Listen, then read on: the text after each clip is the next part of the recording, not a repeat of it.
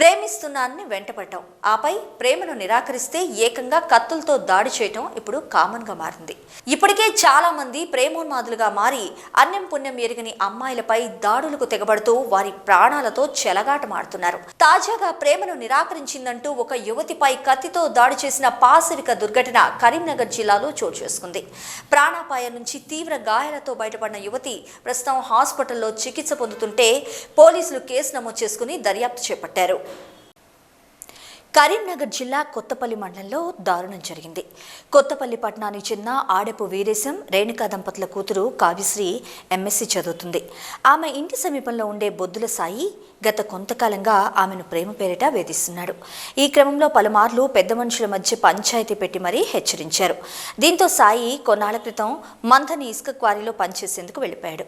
అయితే ప్రజాపాలన కార్యక్రమంలో 6 గ్యారెంటీల కోసం దరఖాస్తు ఇచ్చేందుకు బుధవారం కొత్తపల్లికి చేరుకున్న సాయి గురువారం ఇంట్లో తల్లిదండ్రులు లేని సమయం చూసి కావ్యశ్రీ ఇంట్లో చొరబడ్డాడు.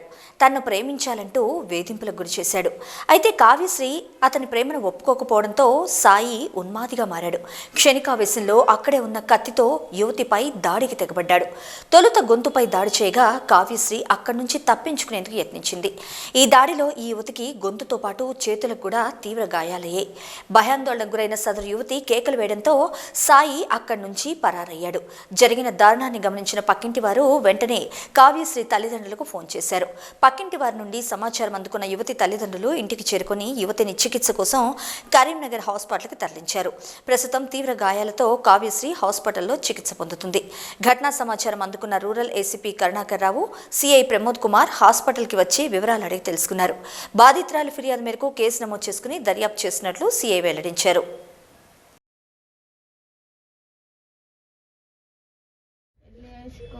ఎప్పటి నుంచో వెంట పడుతాడు. మా అమ్మ వాళ్ళు ఇదివరకే 3-4 సంవత్సరాల కింద కేసు పెడతామని చెప్పారు.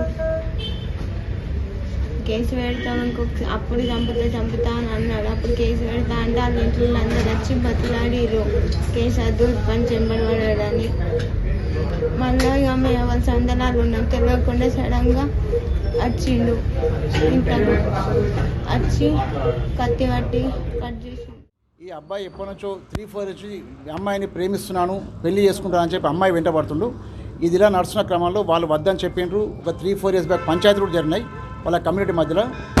గత వారం రోజుల నుంచి కూడా వాళ్ళ ఫాదర్కు అంటే అమ్మాయి వాళ్ళ ఫాదర్కు మెసేజ్ పెడుతుంటాను, నేనే పెళ్లి చేసుకుంటే మీ అమ్మాయిని వేరే వాళ్ళకి ఎవరికి ఇవ్వద్దని. వాళ్ళు ఎవరు ఒప్పుకోలేదు. ఈ క్రమంలోనే ఈ అమ్మాయి ఒంటరిగా ఉన్న చూసి సాయంత్రం వాళ్ళ ఇంటికి వచ్చి కత్తితో నా మెడ మీద దాడి చేసిండు. మెడకు 2 వైపులా గాయాలైనాయి. చేయడం పెడితే చేతి వేలు కూడా కొత్తగినాయి. డాక్టర్తో కూడా మాట్లాడడం జరిగింది. డాక్టర్ వాళ్ళు టెస్ట్ అని చేసినాక చెప్తా ఉంటున్నారు. ఇప్పుడు అబ్జర్వేషన్లు పెట్టారు. అమ్మాయిని ట్రీట్మెంట్ కొనసాగుతుంది. నేరస్తుడు పరారులో ఉన్నాడు. ఆయన కోసం కూడా బృందాలు నియమించడం జరిగింది. దీంట్లో అటెంప్ట్ మర్డర్ కింద కేసు రిజిస్టర్ చేసి విచారణ కొనసాగిస్తాం.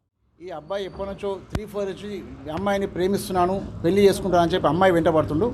ఇది ఇలా నడుస్తున్న క్రమంలో వాళ్ళు వద్దని చెప్పిండ్రు. ఒక 3-4 ఇయర్స్ బ్యాక్ పంచాయతీ కూడా జరిగినాయి వాళ్ళ కమ్యూనిటీ మధ్యలో. గత వారం రోజుల నుంచి కూడా వాళ్ళ ఫాదర్కు అంటే అమ్మాయి వాళ్ళ ఫాదర్కు మెసేజ్ పెడుతుంటాను, నేనే పెళ్లి చేసుకుంటే మీ అమ్మాయిని వేరే వాళ్ళకి ఎవరికి ఇవ్వద్దని. వాళ్ళు ఎవరు ఒప్పుకోలేదు. ఈ క్రమంలోనే ఈ అమ్మాయి ఒంటరిగా ఉన్న చూసి సాయంత్రం వాళ్ళ ఇంటికి వచ్చి కత్తితో నా మెడ మీద దాడి చేసిండు. మెడకు 2 వైపులా గాయాలైనాయి. చేయడం పెడితే చేతి వేలు కూడా కొత్తగినాయి. డాక్టర్తో కూడా మాట్లాడడం జరిగింది. డాక్టర్ వాళ్ళు టెస్ట్ అని చేసినాక చెప్తా ఉంటున్నారు. ఇప్పుడు అబ్జర్వేషన్లు పెట్టారు. అమ్మాయిని ట్రీట్మెంట్ కొనసాగుతుంది. నేరస్తుడు పరారులో ఉన్నాడు. ఆయన కోసం కూడా బృందాలు నియమించడం జరిగింది. దీంట్లో అటెంప్ట్ మర్డర్ కింద కేసు రిజిస్టర్ చేసి విచారణ కొనసాగిస్తాం. ఎప్పటి నుంచో వెంట పడుతాడు. మా అమ్మ వాళ్ళు ఇదివరకే 3-4 సంవత్సరాల కింద కేసు పెడతామని చెప్పారు. కేసు పెడతామని అప్పుడు చంపుతా అని అన్నాడు. అప్పుడు కేసు పెడతా అంటే వాళ్ళ ఇంట్లో అందరూ వచ్చి బతిలాడిరు కేసు అద్దు పని చెంబడబడాడని.